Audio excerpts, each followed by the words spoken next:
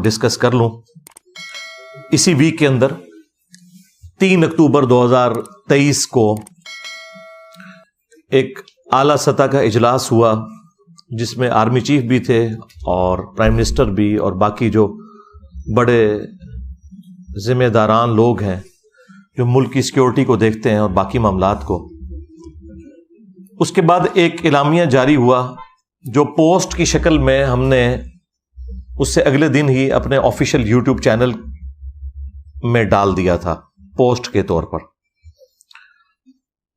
آپ کو پتا ہے کہ پاکستانی قوم کی یادداشت تو بڑی کمزور ہے، خبریں سنتے بھی ہیں تو اوور لک ہو جاتی ہیں، لیکن میرے لیے وہ بہت بڑی خبر تھی.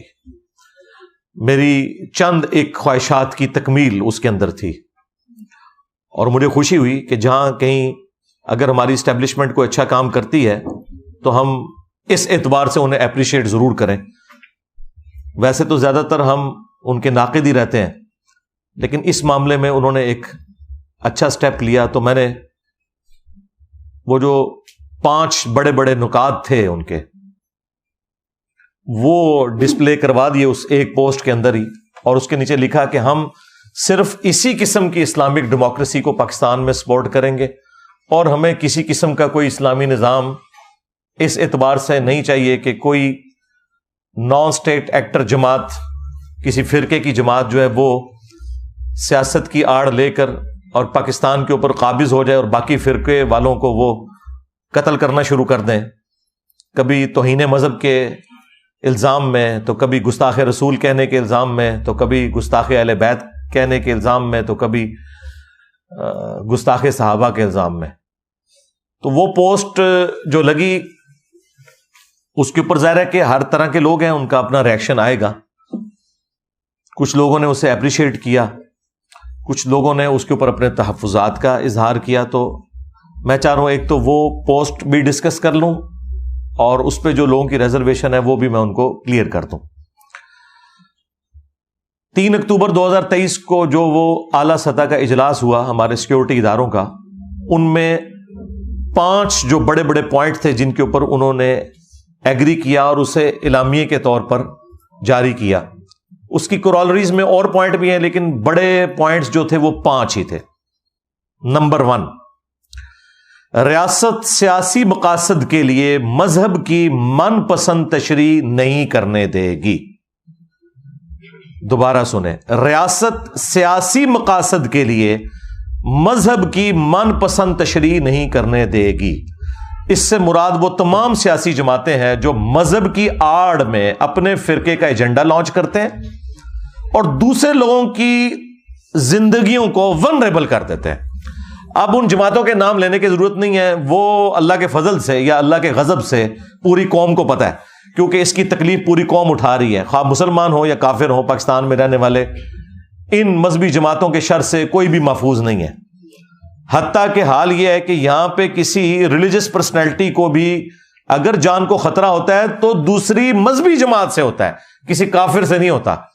اور پھر وہ امن حاصل کرنے کے لیے یورپ اور امریکہ میں، یعنی کافراں دے ملک ٹر جاندے نے. وہ ایک کافراں دا ملک وہ ہے جتھے تہاڈی جان بچی ہوئی ہے، یا کافراں دا ملک وہ ہے کہ جدھر آپ کو ہر وقت یہ دھڑکا لگا رہتا ہے کہ کوئی عشق رسول کے نام کے اوپر آپ کا سر تن سے جدا نہ کر دے. یہ مسلمان ملک ہے، وہ اسلامی ملک ہے. چند ایک باتوں پہ آپ کو اختلاف ہو سکتا ہے. اگر احترام جان اور احترام مال نہیں ہے تو ہم نے چاٹنا ہے اس قسم کی گورننس کو، اور پاکستان میں یہی ہے. آپ اگر رفع الیدین سے نماز پڑھ رہے ہیں کسی مسجد میں یا اونچی آمین کہتے ہیں تو آپ کو کسی ہندو سے، کرسچن سے خطرہ نہیں ہے کہ وہ آپ کو مسجد میں گالیاں دے یا مسجد سے دھکے مار کے نکال دے. ان سے خطرہ ہے. آج آپ ایک نان مسلم کو اسلام کی دعوت دیتے ہوئے نہیں ڈرتے، اور نہ آپ کو اس سے کوئی خطرہ ہوتا ہے، کیونکہ آپ کو پتا ہے کہ یہ سنے گا کہ یہ ہمارا دین ہے، وہ اپنا پوائنٹ آف ویو سامنے رکھے گا.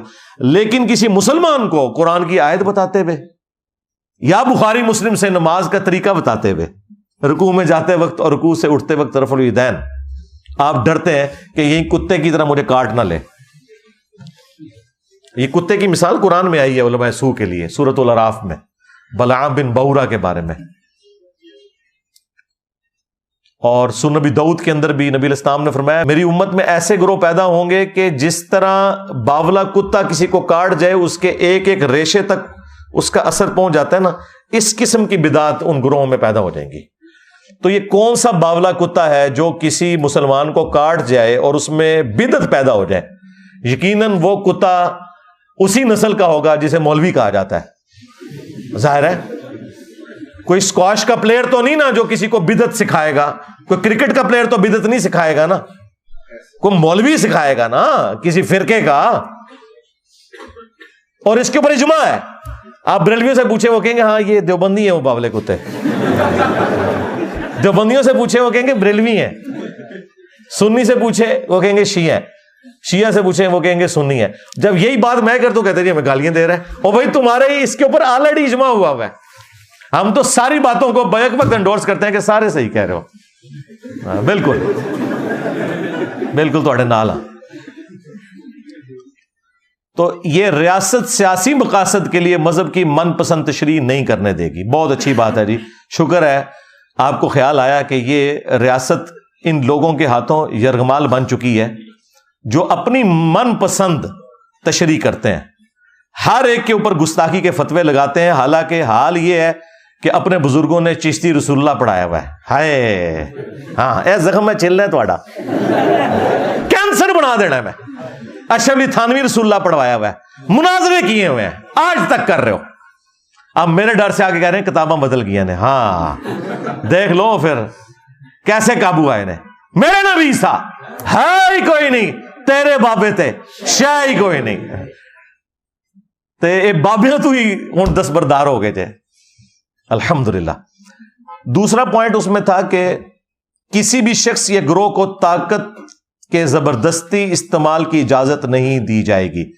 کسی شخص کو یا کسی گروہ کو قانون کو ہاتھ میں لینا، طاقت کے ذریعے کسی سے کوئی چیز منوانا، اس کی اجازت نہیں دی جائے گی. اچھا یہ ساری باتیں آلریڈی ہمارا ایک آئینی حق ہے جو ہمارے کانسٹیٹیوشن میں لکھا ہوا ہے. یہ صرف اس کا اعادہ ہو رہا ہے اور یہ اب اس کی ضرورت پڑ گئی ہے ان کو. چلیں ہمارا بھی ساتھ بھلا ہو جائے گا اس حوالے سے. تو بالکل ہم کہتے ہیں، ہم تو شروع دن سے کہہ رہے ہیں کہ صرف فوج کا کام ہے کہ وہ جہاد اور قتال والے معاملات کے اندر لے کے چلے، اور ود ان کنٹری پولیس کا کام ہے جو سول ایجنسی ہے، یا کبھی یہاں سول گورنمنٹ نے رینجرز کو بلانا ہو تو وہ بلائیں. ادروائز کسی سیاسی یا مذہبی جماعت کا یہ کام نہیں ہے کہ وہ اپنا جہادی ونگ بنائے اور اس کے ذریعے جہاد کس کے خلاف کرے؟ مسلمانوں کے خلاف. ہاں فرانس تک تو انہوں نے پہنچ نہیں سکنا، یورپ تک تو پہنچ نہیں سکتے. یہاں نہ ہمارے بینک چھوڑتے ہیں یہ، نہ ہماری گاڑیاں چھوڑتے ہیں، نہ ہمارے مکان چھوڑتے ہیں. میں نے آج تک کوئی عاشق رسول نہیں دیکھا سو کالڈ جو لبیک یا رسول اللہ کہہ کے اپنے موٹر بائک کی ٹینکی میں جو ہے نا وہ آگ لگا دے. تو آڈے موٹر سائیکل ساڑن کے اے ندی حالت ہے. تو کسی کو اجازت نہیں دی جائے گی کہ وہ اس طریقے سے زبردستی یہ کرے. اب یہ لادہ بات ہے کہ یہ سارے کام ہماری اسٹیبلشمنٹ کی مرضی سے اور ان کی سرپرستی میں ہوتے رہے. یہ تو ایک حقیقت ہے، اور یہ وہ حقیقت ہے جو ہم پہلے دن سے آپ کو بتاتے ہیں. آج جو آ کے ہماری پوسٹوں کے نیچے کامنٹس کرتے ہیں پی ٹی آئی کے لوگ، نون لیگ کے لوگ، ایسے لوگوں کو شرم کرنی چاہیے. تم لوگ مجھے بتاؤ گے کہ اسٹیبلشمنٹ کا سیاست میں کوئی کردار نہیں ہونا چاہیے؟ سب سے زیادہ اسٹیبلشمنٹ کے ہاتھوں جو لوگ یوز ہوئے ہیں وہ ہمیں بتائیں گے. بھائی ہم تو اس وقت تمہیں سمجھا رہے تھے جب تمہارا پرائم منسٹر جو ہے وہ اسٹیبلشمنٹ کے ساتھ مل کے مخالفین کو جیلوں میں گزارا تھا. آج وہ خود جیل میں گیا تو تمہیں یاد آ گیا کہ فوج کا سیاست میں کوئی کردار نہیں ہونا چاہیے. 2018 کے الیکشنز کو کس طرح مینج کیا گیا، 2014 کے دھرنے کیسے ہوئے، اس وقت تم لوگوں کو خیال نہیں آیا. آج ہمیں بتا رہے ہیں جی علی بھائی اسٹیبلشمنٹ کو آپ یہ سپورٹ کر رہے ہیں، ان کا تو یہ کردار ہے. مجھے بتا رہے ہیں دیکھو، ہم تو 2012-13 کی میری ویڈیوز یوٹیوب کے اوپر اپلوڈ ہیں جب آپ لوگوں کو پتہ ہی نہیں تھا، اور اس وقت ہماری جہادی تنظیم میں ایسٹ ہوتی تھی فوج کا. جماعت الدعوہ باقی تنظیمیں، میں اس وقت بھی ان لوگوں کے خلاف بولتا تھا کہ یار یہ کام غلط ہو رہا ہے، یہ تمہارے گاٹے فٹ ہوں گے. یہ تو 2015-16 میں آ کے ان کو جب ہوش آئی، پھر ڈان لیکس ہوئی، FATF حافظہ اللہ آیا، پھر انہوں خیال آیا اچھا وہ بھی سانو گورے نہیں دسنا ہے کہ بندے دے پتر بن جاؤ. گوروں نے جب ان کو بتایا، تلوار لٹکی، تو پھر ان کو خیال آیا کہ نہیں یار یہ تو اب کام بڑھ گیا، اب ہم نے یہ کام نہیں کرنا. پھر ضرب عزم شروع ہوا، رد الفساد شروع ہوا، اور یہ کرتے کرتے اس لیے آپ دیکھیں جب یہ لوگ سیم پیج پہ تھے نا، چیئرمین PTI اور ان کی جماعت اور اسٹیبلشمنٹ، 2021 کے اندر جب ان سارے لوگوں کی گردنوں میں سریے تھے، اس وقت میرا انٹرویو ریکارڈ کیا تھا حقیقت TV والوں نے، اور اس وقت حقیقت TV خود ان کا ایک ماؤتھ پیس تھا، آپ سمجھ لیں، اسٹیبلشمنٹ کا. تو میں نے ان کو انٹرویو میں یہ بات کی تھی کہ میرے انٹرویو میں آپ نے کٹنگ نہیں کرنی، میں جو کچھ بولوں گا اس کا وزن خود اٹھاؤں گا، کیونکہ میں اسٹیبلشمنٹ کے ٹکڑوں پہ کبھی نہیں پلا، نہ میں نے ان سے کبھی کوئی چندہ لیا ہے کہ مجھے کسی کا ڈر ہو اس حوالے سے. تو انہوں نے کہا جی بالکل، وہ میرے اسٹوڈنٹ تھے، انہوں نے ریگارڈ کیا. آپ میرا وہ انٹرویو بھی نکال کے دیکھیں، اس وقت بھی میں نے یہ بات کی ہوئی ہے کہ اب ہماری پالیسی کچھ بہتر ہوئی ہے، لیکن ابھی بھی فوج کو سیاست سے الگ ہو جانا چاہیے، اور انہوں نے کٹنگ نہیں کی. یہ ساری چیزیں میں نے اس وقت بھی ہائی لائٹ کی تھی. اب تو خیر پوری قوم ہی کہہ رہی ہے نا، کیونکہ پیچھے ایک PTI بچ گئی تھی، اس کے ساتھ تو جو کچھ ہو گیا، وہ تو پیپلز پارٹی اور نون لیگ کو بھی اپنے بیانیے میں پیچھے چھوڑ گئی ہے اینٹی اسٹیبلشمنٹ میں. تو ان کو بھی سمجھ آ گئی، لیکن ان کو اس وقت سمجھ نہیں آتی تھی. لیکن پھر 9 مئی ہو گیا، 99 پہ سانپ کاٹ گیا. ہاں، اتنی مشکل سے معاملات بیک فٹ پہ گئے تھے، 99 پہ سانپ کاٹ گیا. پھر اسٹیبلشمنٹ پورا مونسٹر بن کے سامنے آ گئی، اور اب وہ سیاسی جماعتیں بھی، جو جماعتیں اینٹی اسٹیبلشمنٹ تھیں، اب وہ بھی ترس کھا رہی ہیں. نہیں جی دیکھو جی PTI والوں نے زیادتی کر دی، تو اب کیا کرے بیچاری فوج. اب بھی بیچاری کر کے خود PTI جو اس وقت مزے لے رہی تھی، اب وہ کہہ رہے ہیں جی ہمارا تو کوئی تعلق نہیں. تو یہ جو 10,000 بندہ اندر پکڑا ہوا ہے، یہ نون لیگ کا بندہ ہے. ہم لوگ نہیں ان کی شکلیں پہچانتے. یہ کون لوگ ہیں جو آگ لگا رہے تھے فوجی تنصیبات کے اوپر جا کے؟ مس میرج تو ہوا ہے. جب ان کو اس کی ہیٹ فیل ہوئی تو اب انہوں نے اعلان برات کر دیا، لیکن وہ معاملہ تو اب بگڑ گیا. اور دیکھ لیں جتنے مولوی یہ خان صاحب کو پھونک چڑھاتے تھے، ایک بندہ بھی ان کی حمایت میں سامنے نہیں آیا. میں نے 9 مئی کی رات کو لائیو سیشن کے اندر سیدھا آرمی چیف کو مخاطب کر کے کہا تھا کہ یہ جو کچھ زیادتی ہوئی ہے، یہ بچے ہیں، ان کو معاف کر دیں. اور اگر آپ کہتے ہیں ہم نے ان کو پکڑنا ہے تو ان کے ان بڑوں کو پکڑو جن کے اعلی کار بنے تھے. ان بچوں کا کیا قصور ہے؟ یہ تو بےچارے ملک کی محبت میں یوز ہوئے تھے، اور ان کو تم نے ڈی ٹریک کیا تو آج انہوں نے آ کے تمہیں کاٹ لیا. اور اگر اپنے بڑوں کو نہیں پکڑ سکتے تو ان بچوں پہ رحم کہو یار چھوڑ دو ان کو. صرف میں نے جرت کی. کدھر کے طارق جمیل صاحب؟ ہاں، امت کا رہنما ملا ہے اتنے عرصے بعد. اور بھائی چڑھتے سورج کو سلام ہوتا ہے. ٹروتھ لور جو ہے نا، وہ نہیں دیکھتے کہ سورج چڑھ رہا ہے یا ڈوب رہا ہے، وہ حق کی آواز کو بلند کرتے ہیں. تو میں نے اسی وقت کیا، بار بار کیا، آج پھر کر رہا ہوں کہ اگر آپ اپنے بڑوں کو سزا نہیں دے سکتے، چھوڑ دیں، باقیوں کو بھی معاف کر دیں. ٹھیک ہے؟ اگر آپ کہتے ہیں کہ نقصانات ہوئے ہیں، اس سے زیادہ نقصانات ہماری اسٹیبلشمنٹ کر چکی ہوئی ہے اپنی غلط پالیسیز کی وجہ سے. صرف مشرف نے جو پاکستان کو نقصان پہنچایا نا، امداد ہمیں 5 یا 6 ارب ڈالر ملی ہے، لیکن نقصان ہم 50 ارب ڈالر سے زیادہ کا اپنا کروا چکے ہیں. تو بس ٹھیک ہے یار، اگر تمہارے بڑوں نے اتنا نقصان کیا ہے، یہاں پہ عوام سے بھی کوئی تھوڑا بہت کوئی مس ہینڈل ہو گیا تو ٹھیک ہے یار، درگزر کرو. اور اگر اپنے بڑوں کو سزا نہیں دیتے، ان کو سزا دیتے ہو، تو ظاہر ہے پھر عوام میں کبھی بھی تمہارے لیے محبت کے جذبات پیدا نہیں ہوں گے. یہ تو ہم صرف سمجھا رہے ہیں، ہم نے کوئی پارٹی نہیں بنانی، جتھا نہیں بنانا، روڈ بلاک نہیں کرنی، صرف زبان سے کہنا ہے. مانیں گے ٹھیک ہے، نہیں مانیں گے تو اپنی مرضی. خان صاحب کو بھی ہم بہت سمجھاتے تھے کہ آپ یہ غلط طرف جا رہے ہیں، نہیں سمجھ آئی. اب ان کو سمجھ آ گئی ہے، لیکن اب فائدہ نہیں ہے. مجھے تو وہ اب چھوٹتے ہوئے نظر نہیں آ رہے. جس کیس میں ان کو ڈال رہے ہیں وہ تو وہ سائفر کیس میں، تو وہ جسٹیفائی ہوں گے سزا دینے میں بھی، لے جائیں گے اس طرف. تو مجھے تو نہیں نظر آ رہا، لیکن اللہ کرے کو معاملات بہتری کی طرف جائیں. ہم تو صرف دعا ہی کر سکتے ہیں، سیدھی سی بات ہے. اچھا، اس میں 1-2 باتیں اور بھی کر دوں، باقی پھر 3 پوائنٹ میں کور کر کے سے کلوز کرتا ہوں ٹاپک کو. ایک تو یہ ہے کہ یہ بڑی چیز ہے انصاف کے لیے کہ آپ اپنے بڑوں کو بھی سزا دیں, اس کے بعد پولیٹیکل لیڈرز یا ان کے ماننے والوں کو سزا دیں. یہ پہلی میری ڈیمانڈ ہے. دوسری ڈیمانڈ میں جو اکثر کرتا رہا ہوں مختلف ویڈیوز میں, 14 اگست کے اوپر تو اکثر میں یہی بات کرتا ہوں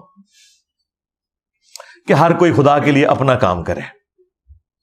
یعنی یہ جو ہمیں ایک شوق چڑھا ہوا ہے عدلیہ کو کہ وہ آ کے پارلیمنٹ میں دخل دے, فوج جا کے عدلیہ میں دخل دے, اور عدلیہ جا کے جو ہے وہ فوج کے معاملات کو دیکھے, کبھی ان کو سپورٹ کرے, کبھی خلاف ڈسین دے دے. بھائی اپنے اپنے کام کرو, ہر بندہ اپنا کام کرے تو ملک آگے چلے گا. ادروائز دوسرے کے کام میں اگر آپ لچ فرائی کریں گے تو بھائی آپ اپنا کام بھی صحیح طریقے سے نہیں کر سکیں گے. اور اس کے لیے میں نے کہا تھا کہ ملک میں اگر آپ نے اسٹیبلٹی لانی ہے تو آپ ایک چارٹر لکھ لیں, چارٹر آف ڈیموکریسی. اس میں بھلے اسٹیبلشمنٹ بیٹھے, فوج بھی بیٹھے, عدلیہ بھی بیٹھے, پولیٹیکل لیڈرز بھی بیٹھے, ساری جماعتوں کے, اور یہ ڈیسائیڈ کر لیں کہ ہماری اکانومی کی لائن اب آندہ 25 سال کے لیے 5 دفعہ جو اسمبلیاں اپنا وقت پورا کریں گی, ہماری اکانومی کی لائن یہی رہے گی. کوئی سیاسی جماعت دوسری سیاسی جماعت کے اوپر اکنامک پالیسی کا بلیم نہ دے, سارے مل کے پالیسی بنائے کہ آج اگر پی آئی اے کو ہم نے پرائیویٹائز کرنا ہے تو کرنا ہے. یہ نہیں ہے کہ پی ٹی آئی جو ہے وہ بیچ میں اپنا لچ فرائی کر دے کہ نہیں نہیں یہ ہو زیادتی ہو رہی ہے, جب خود آئے تو پھر اور بات کرنا شروع کر دیں, نون لیگ کی حکومت آئے تو اور بات کرنا شروع کر دیں, اور جب اپوزیشن میں جائے تو اور بات کرنا شروع کر دیں, صرف پوائنٹ سکورنگ. یہ کام نہ ہو, ایک ڈیسیژن ہو, سارے اسے فالو کریں. اور اسی میں چارٹر آف اکانومی لکھا جائے اور چارٹر آف ڈیموکریسی, یہ 2 چارٹر لکھ لیے جائیں کہ ایک دوسرے کی حکومتوں کو نہیں الٹیں گے, اور اکانومی کے پوائنٹ آف ویو سے ایک آپ لائن لیں گے, تاکہ یہ آندہ سے یہ معاملات اس طریقے سے نہ بگڑیں. 5 دفعہ اسمبلیاں پوری شرافت کے ساتھ اپنا وقت پورا کریں. اس طریقے سے نہیں کہ آپ پرائم منسٹرز کو کبھی پوری قوم کو آپ نے لگایا کہ جناب یہ اتنا بلینز آف ڈالرز جو ہے وہ فلاں لیڈر لے گیا, اور اینڈ پہ آپ کو ایک اقامہ ملا. ٹھیک ہے, تو میں کہتا ہوں یار یہ کروڑوں روپے ملک کے ضائع کیے, اگر اقامہ ہی نکالنا تھا اس میں سے. ٹھیک ہے, تو اس طرح کرنے کی بجائے نا آپ اصول اور انصاف کے اوپر معاملات کو لے کے چلیں, بجائے یہ کہ اپنے پولیٹیکل گینز کے لیے آپ کبھی مذہبی جماعتوں سے دھرنے کروائیں, پھر انہیں پیسے بانٹیں. ٹھیک ہے, پھر وہ اس وقت بھی آ جائیں جب آپ کو ضرورت نہ ہو, پھر آپ ان کے اوپر کریک ڈاؤن کریں, جب کریک ڈاؤن ہو تو پھر وہ ملک بند کر دیں, اور یہ تماشا لگا رہے. تو چارٹر آف ڈیموکریسی اور چارٹر آف اکانومی یہ لکھا جائے, پالیسی سیم چلتی رہے. تیسرا پوائنٹ جو پچھلے دنوں یہ جڑاملا والا واقعہ ہوا جس میں 18 کے قریب گرجے جلے, وہ تو خیر کلیم بہت زیادہ بڑا فگر کر رہے ہیں, اور اس وقت ہمارے جو پنجاب کے آئی جی ہیں ڈاکٹر عثمان صاحب, انہوں نے تو بتایا کہ 6000 کے قریب نفری پیچھے تیار تھی جس نے یہ سارا معاملہ اور آگے بھڑکانا تھا, اس لیے ہم نے اس وقت معاملے کو ٹھنڈا کیا. تو مجھے اس وقت بھی بڑا یعنی غصہ آیا اس کے اوپر کہ یار یہ قوم کس طرف جا رہی ہے. بہرحال اب انہوں نے وہ جن 6000 بندے تھے ان کی لسٹیں پوری بنا لی ہوئی ہیں, انہوں نے وہ ایک ایک کر کے ساروں کو قانون کے کٹہرے میں لے کے آئیں گے. اور میں نے اس وقت بھی ریکویسٹ کی تھی کہ یار آپ نے ضرب عضب شروع کیا, آپ نے رد الفساد کیا, ایک رد النفاق بھی کریں. یہ منافق ہیں, یہ پاکستان کے ساتھ بھی منافقت کر رہے ہیں نان اسٹیٹ ایکٹر, اور اسلام کے ساتھ بھی منافقت کر رہے ہیں, عوام کو دھوکہ دے رہے ہیں. ان کے خلاف ایک آپریشن لانچ کریں, رد النفاق. وہ الحمدللہ اب نام اس کا جو بھی وہ رکھیں, بال رد النفاق شروع ہو گیا جے, اے میں تمہیں دس دیں انشاءاللہ. اب یہ وقت کے ساتھ حالات بہتری کی طرف جائیں گے انشاءاللہ. اور چوتھی چیز اس میں جو میں نے وہ بیانیے میں بات کی تھی رد النفاق کے بعد, کہ جو پھر بندے پکڑے جائیں ان کو پھر عدالتوں کے ذریعے سزائیں دلوائی جائیں, اور یہ فوری انصاف ہو. فائز عیسیٰ صاحب بھی وہاں پہنچے تھے, اب تو خیر وہ چیف جسٹس بن گئے, جڑاملا واقعے کے فوراً بعد وہ پہنچے تھے وہاں پر. اب انہی کے پاس کیسز لگنے ہیں, تو اب کسی چیز کو بھی بالائے طاق رکھتے ہوئے جو صحیح ڈیسیژن بنتا ہے وہ کریں.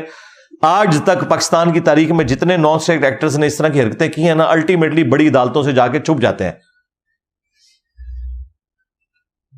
آج تک جو کچھ بھی ہوا بڑی عدالتوں سے جا کے یہ لوگ چھٹ جاتے ہیں. اس لیے چھوٹتے ہیں کہ وہاں جا کے گواہ جو ہے گواہی نہیں دیتے, ان کی جان کو خطرہ ہوتا ہے. گواہ مکر جاتے ہیں, اب عدالت نے تو شواہد کی بنیاد پہ فیصلہ کرنا ہے.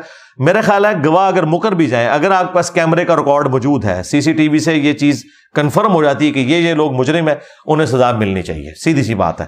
ادروائز یہ معاملات اس طریقے سے چلتے رہیں گے. یہ 4 چیزیں ہو گئی.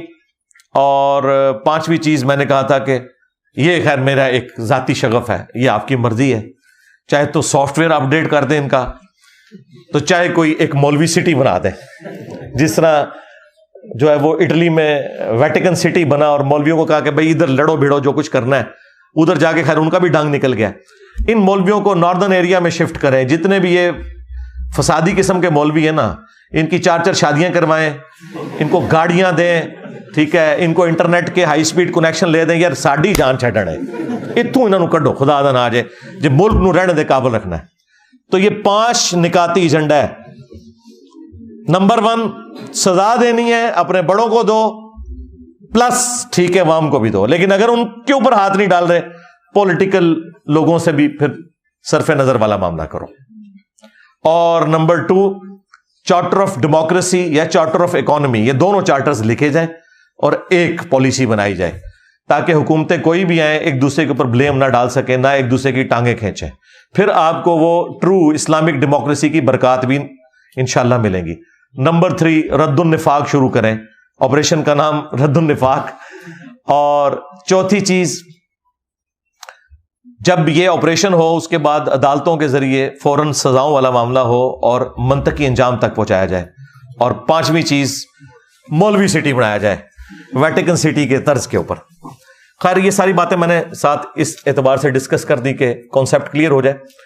تو 2 پوائنٹ ہم ڈسکس کر چکے ہیں اس اعلامیے میں. ایک, ریاست سیاسی مقاصد کے لیے مذہب کی من پسند تشریح نہیں کرنے دے گی. دوسرا, کسی بھی شخص یا گروہ کو طاقت کا زبردستی استعمال کرنے کی اجازت نہیں دی جائے گی. نمبر 3 اقلیتوں کے حقوق اور مذہبی آزادی اسلام اور آئین پاکستان کا حصہ ہے. اور ظاہر ہے بالکل ہے, یہ پاکستان کے جھنڈے میں جو وائٹ نشان ہے یہ غیر مسلموں کے لیے, خواہ وہ غیر مسلم قادیانی ہوں, خواہ وہ غیر مسلم جیوز ہوں, کرسچنز ہوں یا ہندو ہوں. زندگی کا حق نہیں آپ ان سے چھین سکتے. عقیدے کا اختلاف, علمی اختلاف اپنی جگہ, وہ آپ نے کرنا ہے, ڈنکے کی چوٹ پہ کرنا ہے. تم لوگ تو ختم نبوت کے نام کے اوپر صرف چندے کھاتے ہو نا. علمی جواب قادیانیوں کے علمی وظائف کے صرف میں نے دیے ہیں. آج بھی یوٹیوب پہ مجھے بتائیں کسی بھی ختم نبوت کی تحریک کی کوئی علمی ویڈیو دکھائیں. زیادہ سے زیادہ یہ کہیں گے جی وہ ٹوائلٹ میں مر گیا, بس اس قسم کے ان کے پاس اعتراضات ہوتے ہیں. علمی بات کوئی نہیں کی سوائے میرے. درجنوں ویڈیوز ہیں میری قادیانیوں کے خلاف. انہوں نے صرف, اور انہوں نے بھی اینٹی قادیانی کام کیا ہے. ختم نبوت پہ تو کسی نے بھی نہیں کام کیا. ختم نبوت اس دن ہوگا ہاں جس دن چشتی رسول اللہ اشرفی رسول اللہ پہ بھی یہ لوگ بات کریں گے جدھر سے چندے لے کے کھا رہے ہیں. اسی شہر سے نکلتے ہیں جہاں سے کتابیں چھپ رہی ہیں, ادھر دھرنا نہیں دیتے, مصیبت ہماری جان کو ڈال دیتے ہیں. تو یہ جو اقلیتوں کے حقوق ہیں بالکل ان کی حفاظت ہونی چاہیے. یہ all over the world Pakistan کے لیے بدنامی کا معاملہ بنا ہوا ہے. 4تھی چیز اس میں تھی, ملک میں سیاسی مسلح گروہ یا تنظیم کی کوئی جگہ نہیں ہے. یعنی پہلے لوگ یہ سیاست کی آڑ میں چھپ جاتے تھے کہ جی ہماری سیاسی جماعت ہے نا, جس طرح MQM سیاسی جماعت بنائی ہوئی تھی, ساتھ ایک ونگ بنایا ہوا تھا مسلح قسم کا, اس کی آڑ میں چھپ جاتا تھا. اور ساری جماعتوں نے اپنے اپنے اس قسم کے نا اسلحے کی بنیاد کے اوپر بنائی ہوئی ہیں ونگز. پیپلز پارٹی نے بھی بنائی ہوئی ہے, ہاں جی, جماعت اسلامی نے بھی بنائی ہوئی ہے. اور آپ اور چھوڑ دیں یار, یہ جو آپ کو بڑی شریف تنظیمیں نظر آ رہی ہے, دعوت اسلامی کی بھی ہے ایک سنی تحریک کے نام کے اوپر. وہ اس طرح کے جو لوگ ہیں ان کے حوالے کرتے ہیں. وہ یہ TLP تو اب آئی ہے نا, اس سے پہلے سنی تحریک تھی. اور ادھر بھی دیکھ لیں آپ, تبلیغی جماعت بالکل ٹھیک ہے, لیکن دوسری طرف سپاہی صحابہ, لشکر جنگوی, اور پولیٹیکل جماعت میں مولانا فضل الرحمان صاحب. ہاں, ہر جگہ انہوں نے اپنی سیاسی بھی معاملات رکھے ہوئے ہیں, ساتھ مسلح معاملات بھی رکھے ہوئے ہیں, اور ساتھ ایک تبلیغی سامنے ایک وہ بھی ونگ رکھا ہوا ہوتا ہے لوگوں کی آنکھوں میں دھول جھونکنے کے لیے. تو یہ انہوں نے کلیئر ریٹ کہا کہ ملک میں سیاسی مسلح گروہ کی کوئی اجازت نہیں جائے گی.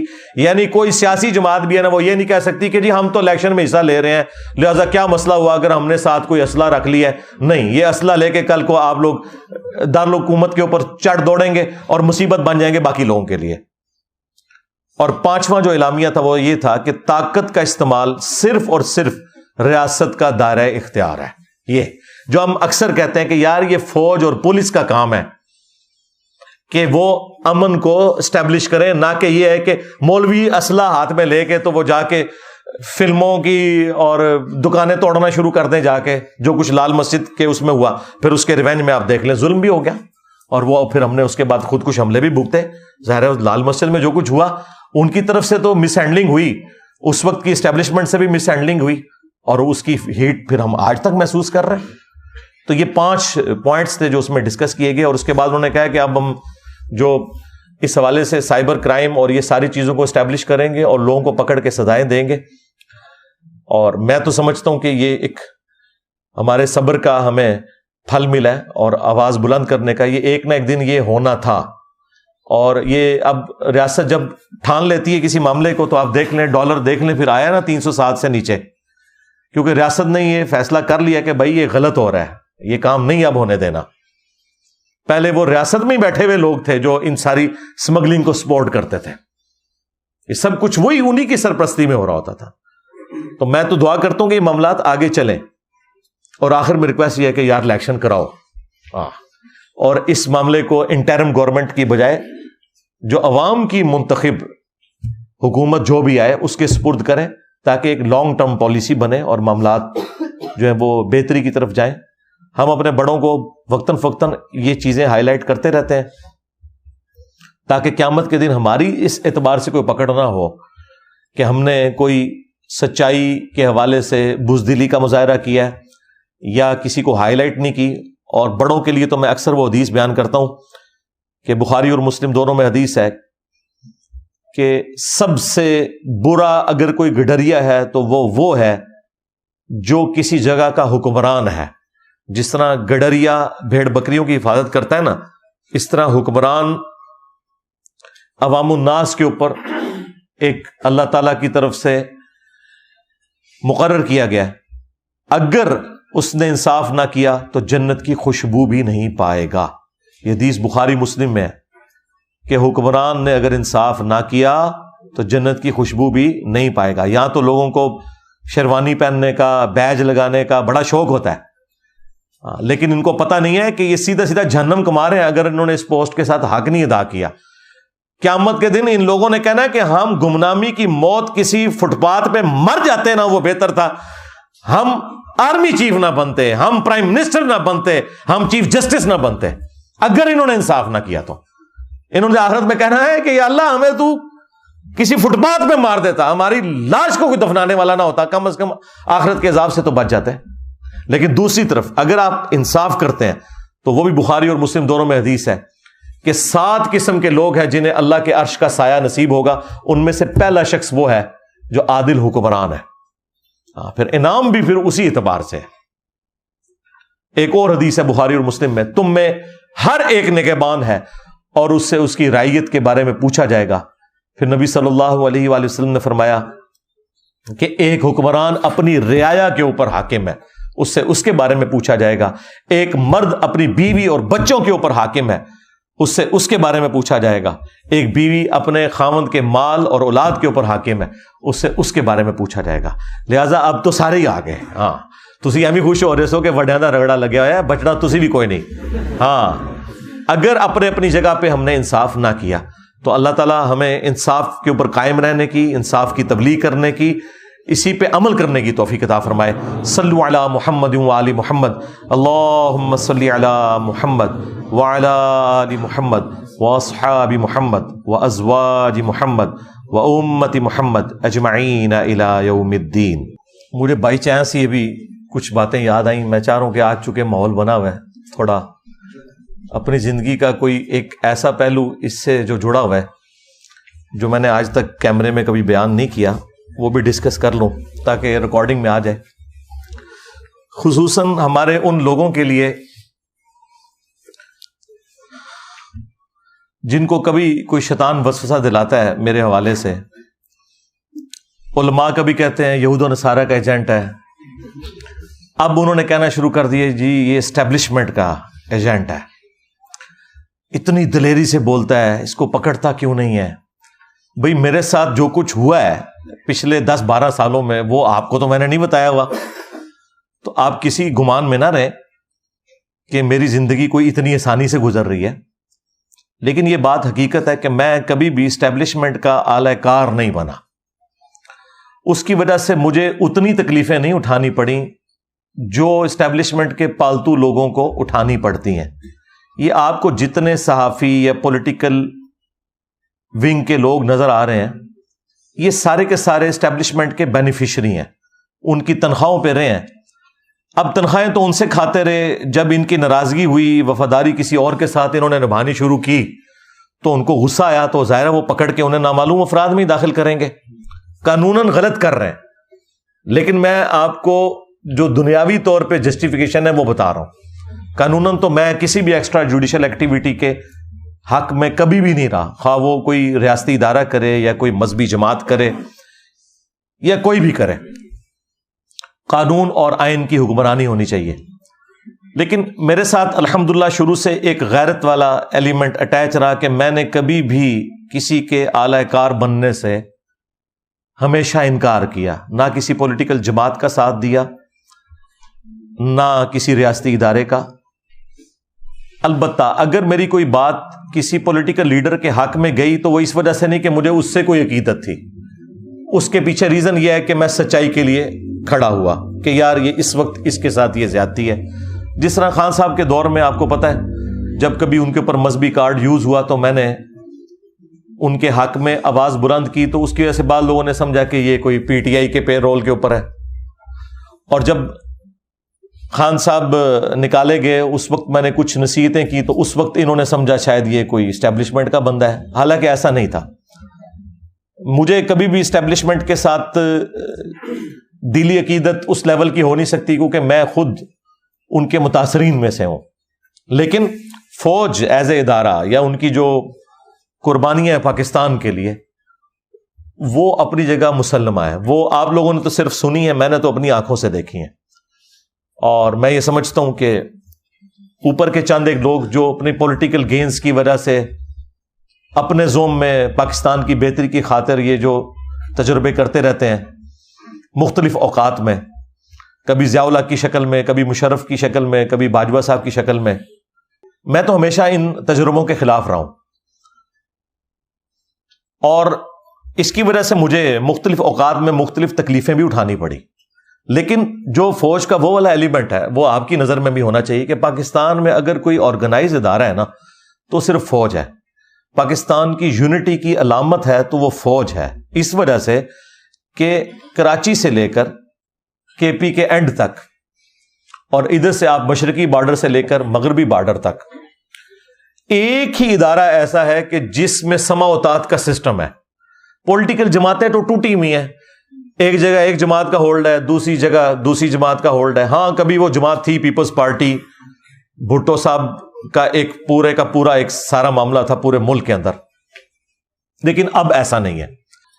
تو یونٹی اس ادارے کی وجہ سے ہے. سما اوتاد کا جو سسٹم ہے ہمارا سی پیک کا معاملہ ہو یا باقی معاملات، ظاہر ہے وہ فوج ہی دیکھ رہی ہوتی ہے، پریکٹیکلی جانے بھی وہی دے رہے ہوتے ہیں، پولیس دے رہی ہوتی ہے، عوام الناس بھی دے رہی ہوتی ہے، لیکن فرنٹ محاذ کے اوپر ظاہر ہے فوج ہی لڑ رہی ہوتی ہے. مجھے اس وقت زیادہ احساس ہوا جب میں نے اپنی جاب کے دوران، میں یعنی 2002 میں نے ایک سینسٹیو آرگنائزیشن کے اندر جاب اپنی سٹارٹ کی نیس کام کے اندر. اس کے اندر ایک این ڈی سی ادارہ تھا، ڈاکٹر سمر مبارک مان صاحب اوورال ہمارے چیئرمین تھے. ان کے ساتھ بھی مجھے 1 to 1 کئی دفعہ گفتگو کرنے کا، میٹنگز اٹینڈ کرنے کا اتفاق ہوا. اور میٹنگز میں اکثر بریفنگ میں ہی دیا کرتا تھا اپنی اسپیکنگ پاور کی وجہ سے. تو میں نے کافی چیزیں یعنی آبزرو کی وہاں پہ. اپنے اداروں کے اعتبار سے تو خیر ہمارے اٹامی انرجی کے جتنے بھی ادارے ہیں عام لوگ تو ان کے بارے میں اچھا گمان رکھتے ہیں اور کسی حد تک درست بھی ہے، لیکن اتنے بھی کوئی دودھ کے دھلے ہوئے نہیں ہیں. یہاں پہ بھی ظاہر ہے جو ایک حرام خوری والا معاملہ ہے وہ یہاں پہ بھی موجود ہے، اس بڑے لیول پہ نہیں لیکن چھوٹے لیول پہ تو ہے. لیکن اوورال لوگ کمیٹڈ ہیں، اس میں کوئی شک نہیں. میں نے ڈاکٹر سمر مبارک صاحب کے ساتھ یعنی جو وقت گزارا، میں نے جو سب سے بڑی چیز دیکھی، میں نے انہیں کبھی بھی نہیں پایا کہ وہ یعنی اقامت سے پہلے مسجد میں پہلی صف میں نہ ہو، خواہ وہ فجر کی نماز ہو، گرمیوں کی فجر کی نماز میں بھی وہ بندہ آدھا گھنٹہ پہلے مسجد میں پہلی صف میں بیٹھا ہوتا تھا۔ اس کے بعد پھر عرفان برنی صاحب بنے اور باقی لوگ جتنے ہمارے، ماشاءاللہ مجھے کافی کلوزلی ان لوگوں کو دیکھنے کا موقع ملا۔ وہیں پر مجھے جو چیز آبزرو ہوئی، جو میں کبھی بھی باہر رہ کے نہیں کر سکتا تھا، وہ فوج کا وہ پہلو ہے جو آپ لوگوں کی نظروں سے اوجھل ہے، اور وہ یہ ہے کہ پاکستان کی جتنی بھی یہ سینسٹیو آرگنائزیشن یا ان کی سائٹس ہیں جو پہاڑوں میں بنی ہوئی ہیں، پاکستان کے جو میزائل پروگرام کی سٹوریج، باقی ساری چیزیں ایس پی ڈی کے تھرو، ایس ایف سی کے تھرو، یہ ساری سیکیورٹی فوج دیکھتی ہے ہماری ساری سائٹس کی، اور وہ سائٹس کلومیٹرز پہ پہاڑوں میں پھیلی ہوئی ہیں، اور وہ پہاڑ وہ ہیں کہ جہاں پہ صدیوں سے کبھی کوئی آبادی بھی نہیں تھی، اب وہاں سائٹس بنی سیکیورٹی کی وجہ سے۔ اب ظاہر ہے کہ وہ سائٹس تو بن گئی ہیں، لیکن وہ تو اماج گاہ ہیں سانپوں کی، خنزیر وہاں پہ عام پھرتے ہیں، اور اس کے علاوہ بھی کئی ایک موذی قسم کے جانور۔ سائٹس تو اب بن گئی ہیں، ظاہر ہے وہ شام کے وقت وہ ساری چیزیں وہاں جمع بھی ہو جاتی ہیں۔ کئی بار ایسا ہوا کہ ہمارے ڈرائیورز یا سیکیورٹی گارڈز کے کمروں سے سانپ بھی نکل آتے تھے، ظاہر ہے پہاڑوں کے اندر ہے، اب کتنی آپ صفائی کر سکتے ہیں، اتنا کچھ مینج کریں۔ تو مجھے وہاں جا کے احساس ہوا، ورنہ میں یعنی کوئی، چونکہ بڑوں کی پکچر میرے سامنے تھی نا، میں تو شروع سے ایک ڈیموکریٹک قسم کا بندہ ہوں، تو مجھے پالیٹکس میں جو فوج کا کردار ہے نا، یہ کبھی بھی اچھا نہیں لگا۔ اور بچپن میں ہم بھی یعنی اسی قسم کے جذباتی پاکستانی تھے، ہمیں سمجھ ہی کوئی نہیں تھی۔ جب 1988 میں بے نظیر آئی اور ان لوگوں نے IJI بنوائی، اور ہم لوگ بھی وہ جتنے وہ گندے قسم کے نعرے ہوتے تھے اسکول لیول پہ ہم بھی لگایا کرتے تھے، ہم سمجھتے تھے کہ مسلم لیگ کو یا یہ اسلامی جمہوری اتحاد کو سپورٹ کرنا یہ اسلام کی سپورٹ ہے، اور یہ جو ہے پتہ نہیں کوئی کافر ہے بے نظیر جو ہم پہ مسلط ہو گئی ہے۔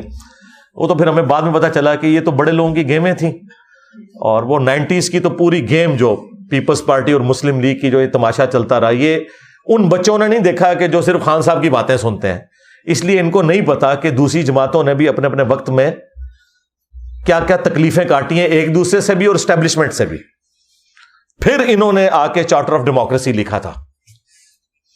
یہ تو آج بڑا سکون ہے اس اعتبار سے، جو کچھ 90s میں ہوتا رہا، 1.5-2 سال بعد حکومت الٹ جاتی تھی اور یہ سارے معاملات ہوتے تھے، ہمیں بھی اس وقت سمجھ نہیں تھی، لیکن جب سمجھ آئی تو مجھے پتا چلا کہ یار یہ تو سارے کا سارا مسئلہ جو ہے وہ ایک ادارے کی وجہ سے خراب ہو رہا ہے۔ تو میرے دل میں ان کے لیے کبھی بھی کوئی اس طرح کا نرم رویہ یا جذبہ نہیں تھا۔ میں آپ کو جاب پہ جانے سے پہلے کی بات کر رہا ہوں، لیکن جب میں نے وہاں یہ والا اسپیکٹ دیکھا، پھر میں نے کہا یار یہ بےچارے تو ان کے آفیسز سے لے کے اسٹاف کے لوگوں تک سر کہہ کے تو ہم سے بات کرتے تھے، پھر ہماری سیکیورٹی کے لیے انہوں نے سب کچھ کرنا اور اتنے اچھے اخلاق سے پیش آنا۔ مجھے پھر وہ والا جب اسپیکٹ سامنے آیا نا، تو پھر میں نے کہا کہ نہیں یار یہ فرق کرنا چاہیے ہمیں، جس طرح ہمیں پولیٹیکل جماعتوں میں بھی اچھے لوگوں میں اور برے لوگوں میں فرق کرنا چاہیے، مذہبی جماعتوں میں بھی، فرقوں میں بھی، ان کے عقائد میں بھی، کہ سنی کی ساری باتیں غلط نہیں، شیعہ کی ساری باتیں غلط نہیں، جو میں اچھی بات کو سپورٹ کرتا ہوں اور برائی سے آپ نے الگ رہنا ہے۔ وہی جو حضرت عثمان نے ہمیں سکھا دیا ہے کہ نماز مسلمانوں میں نیکی کا کام ہے، نیکی کے کاموں میں ان کا ساتھ دو، جنہوں نے مسجد نبوی پہ قبضہ کیا ہوا ہے، صحیح بخاری 695 نمبر حدیث، برائی میں ان سے الگ رہو۔ حالانکہ اسٹیک پہ خلافت لگی ہوئی حضرت عثمان کی، لیکن اپنے مخالفین کے بارے میں کہہ رہے ہیں نمازیں ان کے پیچھے پڑھو، اگرچہ انہوں نے مسجد نبوی پہ قبضہ کر لیا، کیونکہ نماز تو کوئی برائی کا کام نہیں۔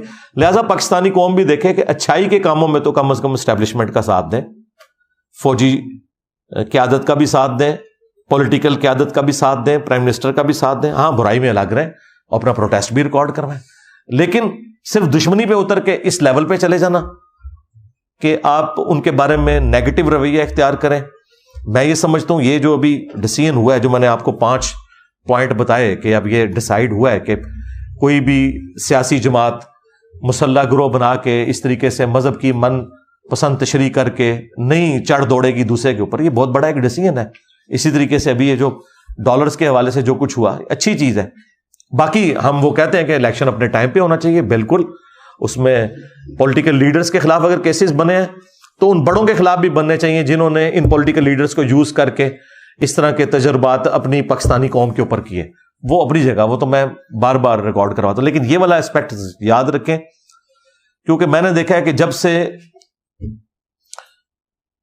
خان صاحب کے ساتھ یہ سارا مسئلہ ہوا ہے نا، تو پی ٹی آئی جو ہے نا وہ بہت آگے چلی گئی ہے اس معاملات میں. نون لیگ تو شاہی کوئی نہیں اس کے مقابلے میں رہی ہے کہ جس طرح کی اب یہ زبان پاکستان کے اداروں کے بارے میں استعمال کر رہے ہیں، اس سے اداروں کو تو کوئی نقصان نہیں ہونا، پاکستان کا بیڑا غرق ہو جانا ہے. ان کے ہاتھ میں بھائی سلطہ ہے، ان کے ہاتھ میں بندوق ہے، وہ پھر آپ کو گھروں سے بھی اٹھائیں گے. پھر آپ لوگ جو ہیں وہ جتنے بھی بنے ہوئے ہیں، اب مجھے بتائیں وہ پی ٹی آئی کے لیڈر جو کل تک کہتے تھے کہ نواز شریف بھگوڑا آتا کیوں نہیں ہے، اب میں حماد اظہر سے نہ پوچھوں کہ تو کیوں بھگوڑا ہے، آ نا عدالتوں کا مقابلہ کرنا. جب تو بلاتا تھا نواز شریف کو کہ آؤ جی عدالتوں کا سامنا کرو، کیسز کا سامنا کرو، تو تم لوگ کیوں، مراد سعید کیوں بھگوڑا ہوا ہے، آؤ نا عدالتوں کا سامنا کرو نا. تو اب تمہیں اس بات کا جواب مل جائے گا کہ نواز شریف بار سے واپس کیوں نہیں آ رہا تھا. ہاں، کیونکہ جب تک اپنی دم پہ نہ پاؤں پڑے اس وقت تک کسی کی تکلیف کا احساس نہیں آپ کو ہوتا. ہم کہتے ہیں وہ بھی غلط ہو رہا تھا، یہ بھی غلط ہو رہا ہے، لیکن یہ نہیں ہو سکتا کہ آپ اس کو جسٹیفائی کریں اور اسے غلط کہیں، یا اسے جسٹیفائی کریں اور اسے غلط کہیں. اب تو خیر خان صاحب نے خود بھی مانا ہے، خان صاحب نے کہا ہے کہ جی میں نے نہیں نواز شریف کی حکومت ہٹائی تھی، وہ اسٹیبلشمنٹ نے ہٹائی تھی. ٹھیک ہے، یہ تو لکھ کے سپریم کورٹ میں دیا ہے خان صاحب نے. جو باتیں اتنے صافی نہیں ان سے منوا سکے، اب ان کو سمجھ آ گئی ہے. تو یہ وقت کے ساتھ چیزیں لرن کرتے ہیں، اب ہماری اسٹیبلشمنٹ بھی سیکھ رہی ہے. پر میں اپنے والے سے آپ کو بتا دوں کہ مجھے پہلے نمبر پہ قرآن و سنت ہے، اس کے بعد پاکستان کا آئین ہے، اور اس کے بعد کوئی ریاستی ادارہ یا سیاسی جماعت ہوگی. جو بھی غلط کام کرے گا ڈنکے کی چوٹ پہ میں کہوں گا غلط ہے، یہ کام ٹھیک ہو رہا ہے، یہ کام غلط ہو رہا ہے. تو مجھے جو اپنی جاب سے ریٹائرمنٹ لینی پڑی، اس میں بھی انڈائریکٹلی میرے ساتھ بھی ایک لیول کی ایک زیادتی ہوئی جس کی وجہ سے مجھے لینی پڑی. خیر اس شر میں سے اللہ نے خیر نکالا کہ میری خواہش تھی. ویسے تو میں الٹا بھی لٹک جاتا، میں جس پوسٹ پہ تھا 19 گریڈ پہ اور ایک ٹاپ لیول کے اوپر، تو مجھے تو انہوں نے کبھی بھی ریٹائرمنٹ نہیں دینی تھی جب تک کہ میں اپنے 25 سال سروس کے پورے نہ کرتے ہیں. وہ تو پھر اللہ کی طرف سے کرنا ہوا. یہاں پہ کوئی ہماری ایک ایجنسی کو سیکورٹی کلیئرنس کر رہی تھی، تو وہ اس کے نیچے جو وہ رپورٹیں لکھنے والے ہیں نا، وہ کوئی بریلوی تھا کٹر قسم کا. اچھا، یہ میں بات کر رہا ہوں 2016-17 کی. اس نے نا رپورٹ میں مجھے لکھ دیا کہ اس کا تعلق جو ہے لشکر جنگوی سے ہے، دیوبند کے. اب میرا دیوبند کے ساتھ کبھی بھی کوئی ہمدردی کا رشتہ نہیں رہا، ایٹ لیسٹ جہادی تنظیموں کے ساتھ. خیر وہ ہماری جب آفس میں وہ پہنچی تو فوجی آپ کو پتہ کانوں کے کچے ہوتے ہیں، انہوں نے فوراً کہا جی آپ ریٹائرمنٹ لے لیں. میں نے کہا کس چیز کی ریٹائرمنٹ؟ اچھا ویسے تو مطلب میری خواہش تھی کہ مجھے ریٹائرمنٹ مل جائے. میں نے جتنا بھی دین کا کام بڑے لیول پہ جتنا کیا وہ اپنی جاب کے دوران کیا، یہ ذہن میں رکھیے گا. 2008 میں میری ریکارڈنگ شروع ہوئی ہیں اور یہ میں 2017 کی بات کر رہا ہوں، 9 سال تک، جبکہ آلموسٹ ہمارے سارے میجر لیکچرز ریکارڈ ہو چکے ہوئے تھے. تو میں نے کہا اس الزام کے ساتھ تو میں نے نہیں جانا. ویسے آپ آفر کریں کہ ٹھیک ہے میں پبلک فگر ہوں اور اس کی وجہ سے تو ٹھیک ہے، کوئی مسئلہ نہیں. 15 سال میری سروس ہے، مجھے 15 سال سے زیادہ سروس ہو چکی ہوئی تھی، تو مجھے بینیفٹس بھی مل جائیں گے جو جاب کے ہیں. اتنے تو نہیں ملیں گے لیکن چلیں کوئی آدھے تو مل ہی جائیں گے، لیکن اس الزام کے ساتھ نہیں. لیکن آپ کو پتا ہے فوج کی ایک مینٹالٹی ہے، وہ غلط بھی ڈیسیژن کرے نا، غلطی علیحدگی میں تو مان لیتے ہیں، پبلکلی نہیں مانتے. یہ ان کے ساتھ ایک کمزوری اٹیچ ہے. یہی وجہ ہے کہ یہ سب کچھ کر رہے ہیں، ابھی کبھی یہ نہیں کہہ رہے کہ جی ہمیں معاف کر دیں، ہم سے غلطی ہوئی ہے، یہ نہیں کبھی کہیں گے. ویسے کبھی کسی صحافی سے دلائیں گے جی ماضی میں ہم سے بھی غلطیاں ہوئی، معافی نہیں مانگیں گے. یہ ان کی ایک مینٹالٹی ہے. معافی کے لیے صرف ڈاکٹر عبد القدیر صاحب ہی تھے، ہاں ان کو قربانی کا بکرا بنایا. معافی کے لیے صرف پولیٹیکل لیڈرز ہی بچے ہوتے ہیں. یہ میں ساری باتیں آپ کو اس لیے بتا رہا ہوں کہ میرے بارے میں میرے جینز کے اندر موجود ہے کہ یہ اپنے مخالفین کے ساتھ کیا کرتے ہیں. لہٰذا میرے بارے میں تو آپ بھول جائیں، جس طرح آپ یہ بھول جائیں نا کہ میں توحید کے معاملے میں بالکل ننگی تلوار ہوں، اس معاملے میں بھی میں بالکل ننگی تلوار ہوں. مجھے پتا ہے کہ یہ کیا کرتے ہیں.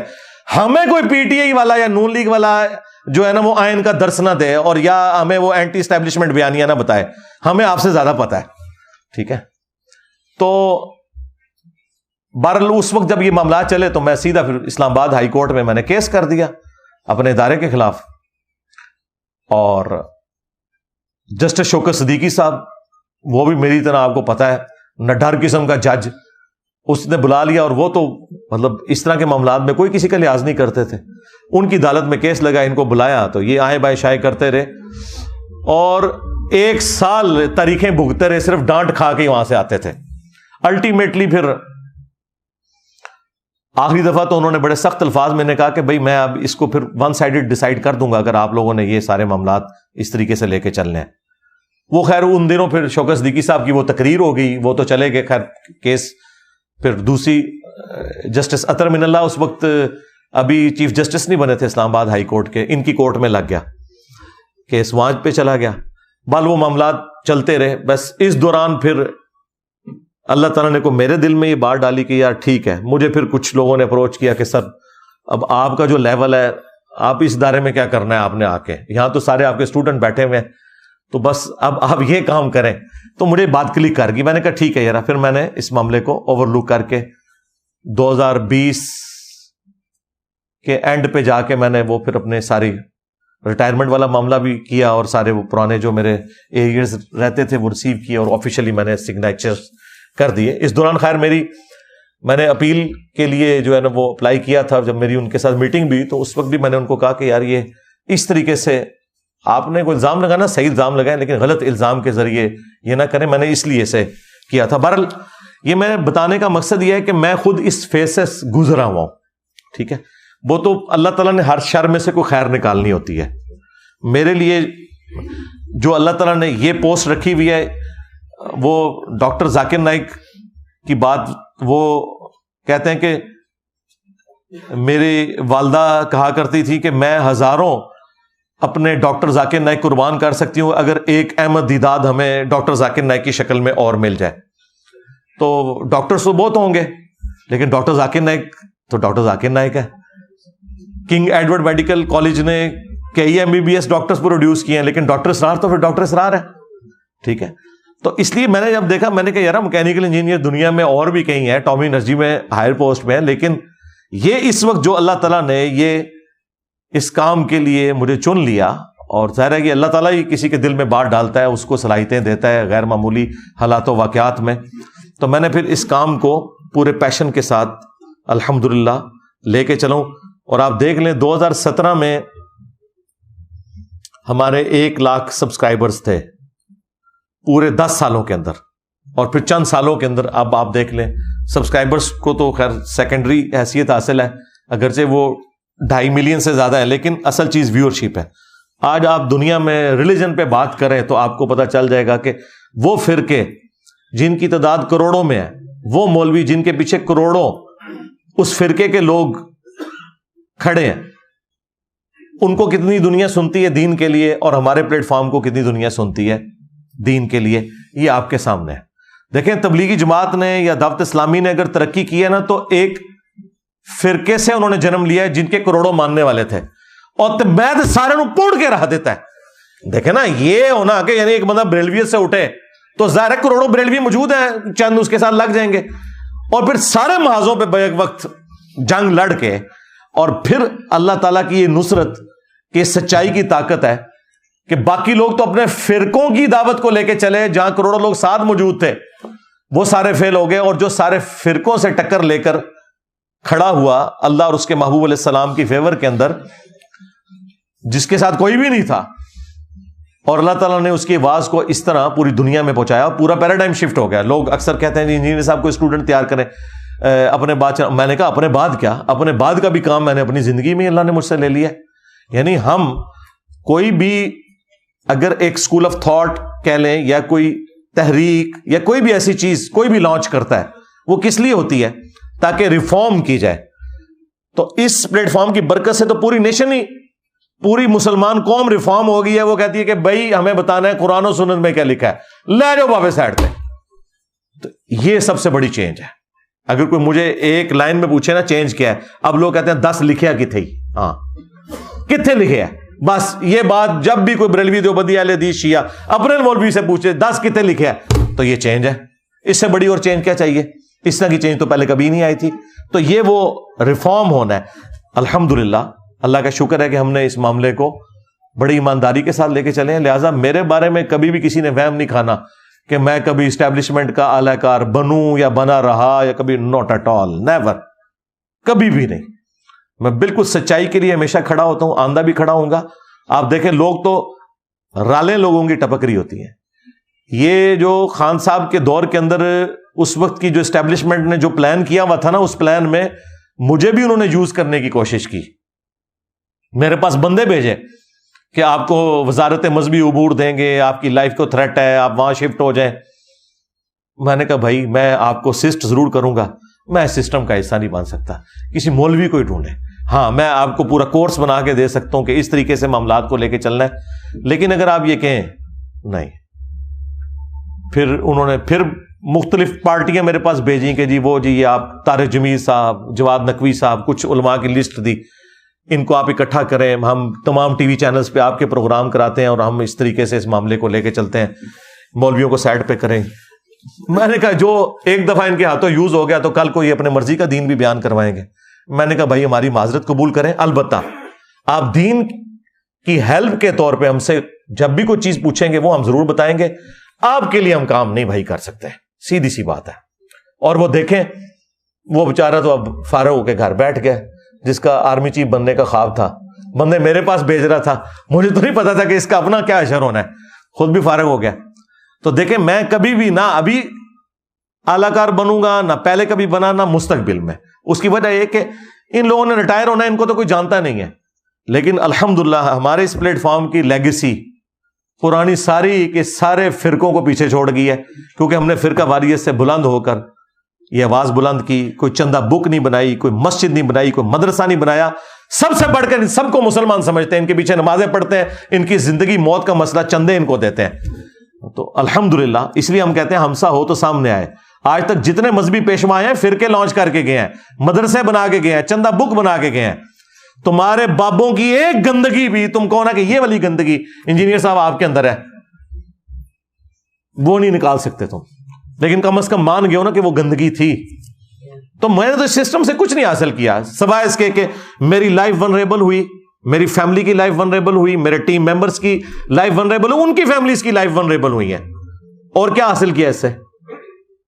مونیٹائز نہیں کیا اپنا چینل ویڈیو ایڈز کے اوپر. 1 کروڑ سے زیادہ میں مہینے کا کما سکتا تھا اگر ویڈیو ایڈ چلاؤں, جتنی میری ویور شپ ہے. ٹھیک ہے, میں مولوی کیا, میں تو اسٹیبلشمنٹ اور پولیٹیکل لیڈرز کو بھی خرید سکتا تھا اتنے پیسوں کے ساتھ, لیکن نہیں کیا. صرف اس لیے کہ کوئی بندہ کسی بھی اعتبار سے کوئی جھول نہ نکالے. اور میں ظاہر اس کو غلط بھی سمجھتا تھا عورتوں کا ویڈیو میں آنا, یہ بھی ایک وجہ تھی, اور لیکن یہ بھی تھا کہ یار کوئی بہانہ اس اعتبار سے داخل نہ کرے. 3 چیزوں کی کوئی گنجائش نہیں ہماری اس دعوت میں, عورت, شہرت اور دولت. عورت سے مراد یہ کوئی عورت کی تضحیق نہیں, یعنی یہ چھپی دوستیاں جو یہ مفتی کرتے ہیں, تیسری کر لیتے ہیں, پھر چوتھی کر لیتے ہیں, اور پھر مدرسے بناتے ہیں, پہلے شاگردنیاں ہوتی ہیں, پھر چاچیاں بن جاتی ہیں تھوڑیاں. ٹھیک ہے. اس کے بعد شہرت کہ شوق ہے جناب جا کے بڑے بڑے جلسوں سے خطاب کرنے کا, مسجدوں میں کھڑے ہو کے فورن ٹور لگانے کا. نہیں, نیور, کہیں نہیں گیا. جو آتا ہے ادھر آئے گا بھائی. وہ اکثر ہمارے یہاں پہ اکیڈمی فون آتا ہے نا, لاہور سے لوگ آتے ہیں, پنڈی سے, اسلام آباد سے. میں نے کہا دیکھ لو, پہلے جیلم سے لوگ داتا دربار جاتے تھے, اب داتا دربار والے جیلم شریف آتے ہیں. یہ فرق ہے, یہ فرق ہے. کیونکہ باباؤں کے بابا, وہ اس لیے کہ ہماری نسبت بہت اونچی ہے. الحمدللہ میرے نبی سا ہے ہی کوئی نہیں, تیرے بابے تھے شے ہی کوئی نہیں. یہ ہے وجہ. ختم نبوت کی برکت سے جو کام شفٹ ہوا تھا. تو عورت, شہرت اور دولت, یہ 3 فتنوں سے اگر آپ بچ جائیں تو میرے بھائی زمین و آسمان کی ساری جو نیگیٹو قوتیں ہیں, شیاطین مل کے آپ کو نقصان نہیں پہنچا سکتے. جب بھی ڈرل ہوگا نا, یہ دیکھیں جتنے انٹرنیشنل اسپیکر ہیں نام لیے بغیر, کسی کو کوئی زنانی لڑ گئی ہے, کسی کو شہرت لڑ گئی ہے, کسی کو دولت لڑ گئی ہے, اور پوری زندگی دین کا کام کر کے آخر میں ذلیل ہو گئے بڑھاپے میں جا کے. یہ نہ سمجھے کہ کوئی بیڈ لک ہوئی ہے ان کے ساتھ, بیڈ لک نہیں ہوئی ہے, یہ رزلٹ ابھی نکلنا تھا. کام یہ شروع سے اسی طریقے سے کر رہے ہوتے ہیں. وہ اللہ تعالیٰ نے ڈھیل دی کہ شاید پلٹ آئے, کوئی شاید پلٹ آئے, نہیں پلٹتا ٹھیک ہے, بڑھے ویلے جاؤ مر جاؤ اسی طرح. اس لیے یہ نصیحت میں ویڈیو میں بھی ریکارڈ کروا رہا ہوں اپنے تمام سٹوڈنٹس کے لیے بھی, خصوصاً جو ہمارے دعوت کے حوالے سے ختم نبوت کی برکت سے نبی الاسلام کی مبارک دعوت کو لے کے چل رہے ہیں. عورت, شہرت, دولت, ان 3 چیزوں کو ہمیشہ اپنے سامنے رکھنا ہے. ان تینوں چیزوں میں سے میں کسی چیز میں انوالو تو نہیں ہوا. جب آپ سمجھے انوالو ہو گیا, اب آپ سمجھے اخلاص بھی گیا, اللہ کی مدد بھی گئی. ورنہ مجھے بتائیں, ایک بندہ اتنی دلیری کے ساتھ سارے فرقوں کو, ان کے بابوں کو پون کے رکھ دوے اور سارے فیل ہو جائیں, اپنی سارے چندہ بکس کے ساتھ، مدارس کے ساتھ، سارے مولوی مل کے دیکھ لیں آج پوری دنیا میں وہ انجینئر کا فتنہ آ گیا جی، وہ انجینئر کا کچھ کرو جی، انجینئر کر دو جی. پھر کوئی اور بہانہ نہیں ملتا تھا تو پھر فلاں کا ایجنٹ، فلاں کا ایجنٹ. اور اب تو یہ ساری گالیاں اتنی گھس پٹ گئی ہیں کہ اب مجھے خود بھی ہنسی آتی ہے. کبھی کوئی قادیانی کہہ دے یا یہ کہتے، میں کہتا ہوں یار یہ تو کوئی نوی شاید لب کے لے آؤ. ہاں یہ تو ساری چیزیں پٹ گئی ہیں تھوڑیاں. تو اللہ کا شکر ہے یہ میں نے ساری باتیں اس کے ساتھ اس لیے کر دیں تاکہ آپ کو، اگر میری زندگی میں کوئی ایسا ایک چھپا ہوا ایلیمنٹ تھا جو شاید میں نے ابھی تک ویڈیو میں بیان نہیں کیا تھا تو وہ بھی میں ریکارڈنگ میں لے آؤں، بجائے اس کے کہ میرے بعد کوئی بندہ میری طرف کوئی ایسی بات منسوب کرے تو میں اس کی کلیریفیکیشن خود اس حوالے سے دے دوں. باقی تو اللہ کا شکر ہے کہ ہر بات کی کلیریفیکیشن دینا ضروری بھی نہیں ہے. کسی انسان کا جو کریکٹر ہے وہ خود بتاتا ہے کہ وہ کیسا ہے. تو یہ بار بار جی فلانے نے کہتا جی ایدے تے کوئی گل کرو جی ادھر تے گل کرو، بھائی یہ قیامت تک لوگ باتیں کرتے رہیں گے. اس کا کوئی اینڈ نہیں ہوگا. بات یہ کہ اوور آل ڈاکٹرن دیکھیں، اگر آپ کو اس سے بہتر کوئی پلیٹ فارم نظر آتا ہے، ہم یہ نہیں کہہ رہے کہ آپ وہاں جائیں، ہمیں بھی لے جائیں ساتھ. ہاں اگلی بات کریں گے. یہ حوصلہ کسی میں نہیں ہے.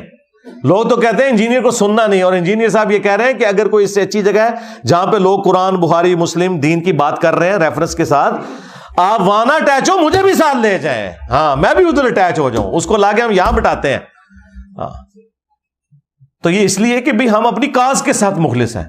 مجھے کیوں کسی سے جیلسی ہوگی؟ میں تو چاہتا ہوں کہ ہر گلی سے انجینئر نکلنا چاہیے جو اپنے نبی علیہ السلام کا مجاہد بن کر ختم نبوت کی برکت سے قرآن و سنت کی دعوت عام کرے، بجائے یہ کہ بزرگ بابوں کو لے کر چلے. سیدھی سی بات ہے. صلو علی محمد وآل محمد، اللہم صلی علی محمد وعلی آل محمد واصحاب محمد وازواج محمد وامت محمد اجمعین الی یوم الدین. اللہم انی اسألک بانک انت اللہ لا الہ الا انت الاحد الصمد الذی لم یلد ولم یولد ولم یکن لہ کفوا احد وإلہکم الہ واحد لا الہ الا هو الرحمن الرحیم. الف لام میم. اللہ لا الہ الا هو الحی القیوم.